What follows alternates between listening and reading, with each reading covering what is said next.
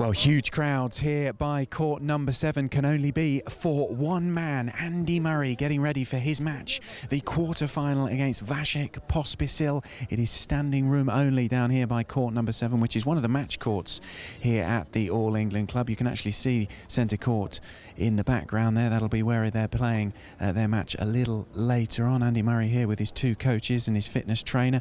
He's hitting with Jonas Bjorkman, one of his coaches, who himself was a former great player. He was top 4 in the world, so he's giving Andy Murray a good workout here on court number 7. Down the other end, if you can just make her out, is Amelie Mauresmo, Murray's other coach, giving him some words of advice as he works on his serve here against as he gets ready to face Pospisil, who is coming into this match on his best performance here at Wimbledon. He's never reached the quarter-finals here before. Andy Murray looking to reach his 17th Grand Slam semi-final, his 6th here at Wimbledon.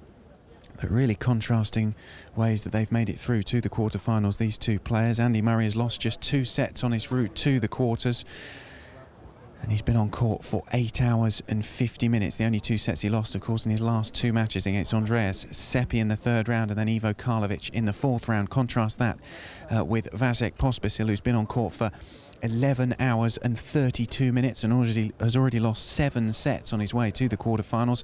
In fact, he's had to get through 5-set matches in the 1st round against Vincent Malo, the French qualifier, then got through a 4-setter against the Italian Fabio Fognini in the 2nd round, then another 5-setter against the British wildcard James Ward in the 3rd round, and then another 5-setter. 2 hours and 39 minutes it took to beat the number 22 seed Viktor Troicki in the 4th round to get here to the quarterfinals. Murray has a much better record in the head-to-head between these two. They've met 3 times before, twice this year already, and then last year in Vienna, and Murray won all 3 of those matches in straight sets. So you would fancy Murray as the heavy favourite. The winner of this match plays the winner of the first match on court number 1, the Frenchman Gilles Simon against the great Roger Federer.